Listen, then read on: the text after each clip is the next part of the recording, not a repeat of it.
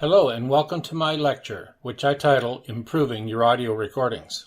One of the problems I first faced when starting out in my online content creation business was the quality of my audio recordings. It seemed that no matter what I did, I ended up where I either sounded like my voice was coming from an echo chamber, or there was so much background hum or noise that it distracted the listener from enjoying the content I was trying to present. It took time, but I learned several things about recording audios that I want to pass on to you that you might find useful in your own recording efforts.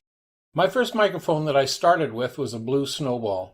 For its price, which is under $100, it is a very good microphone and could serve you very well for many years. The only flaw with it for me was that it picked up all sounds from a full 360 degrees. So I either had to wait for it to be really quiet in the house to do any recording at all, or I had to find a way to block sound from getting to the mic from directions other than from where my voice was emanating. Fortunately, there are noise dampers you can get to muffle such ambient sounds that are coming at the mic from other directions. You just need to set them up prior to your recording session. At one point in time, my wife, who watches me do this extra setup work as I try to record, took pity on me and bought me a great Christmas present. She bought me the Blue Yeti microphone. This one really does the job. You can actually set this microphone to pick up sounds from 360 degrees around, from just the front and back for when you're interviewing someone, and from just in front of it, only if you are doing a one-person recording, and the recording quality is really great.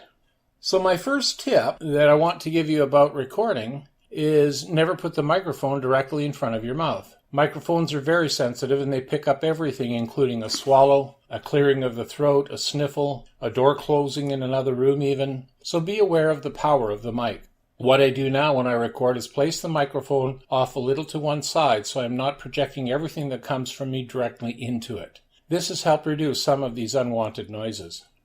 Another problem I kept running into, by the way, was that even though the sound quality for my voice was very much improved, I still noticed that I kept getting a little background hum that I could hear in each recording.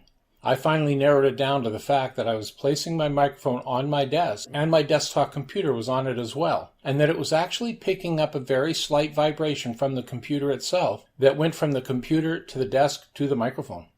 I fixed most of these problems by moving the microphone to a side table that the computer did not sit on, and to make sure no vibrations came from anywhere that the mic was sitting, I started looking for some rubber pad to put under the mic when I recorded so it could absorb any potential vibrations.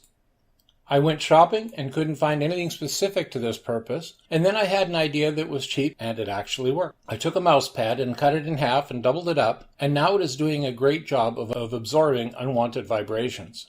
Please note that I do know that a lot of people just spend the extra bucks to get a boom to attach their microphone to, but being a very frugal Dutchman at heart, actually my wife calls it a different word than frugal by the way, and try to guess what word she's picked.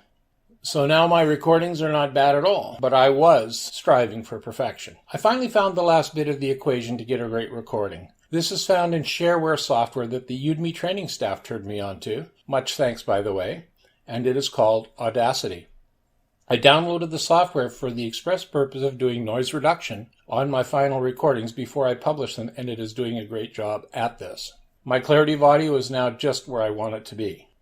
I'll have to explore this software more in the near future as I find time because it appears to do a lot of things, more features to it than I would have believed, but they will take time for me to explore and learn. In any event, I hope this lecture helps you as well. Good luck to you in your goal of producing great audio content, and bye for now.